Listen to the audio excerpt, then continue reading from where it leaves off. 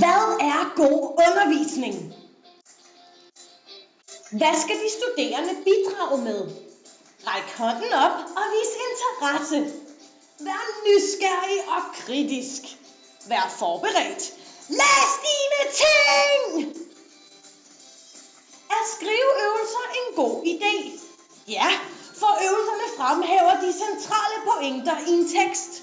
Ja, for man holder sit akademiske sprog ved lige. Ja, for gentagelsen ved at skrive noget om det, man allerede har læst om, fremmer forståelsen. Fedest! Krav til elevpræsentationer skal løses på den her måde. Alle grupper holder et klassisk gruppeoplæg. Alle grupper arrangerer en klasseaktivitet med udgangspunkt i deres givne materiale. Hver gruppe skal en gang fremlægge deres svar på mandagens spørgsmål, og læreren giver feedback. Quiz, games og løbende pointhøst. Gamification er altid godt!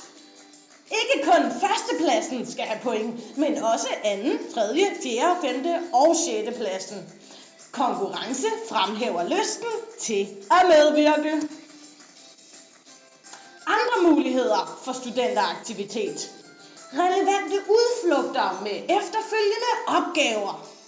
Hold A og B dyster løbende mod hinanden.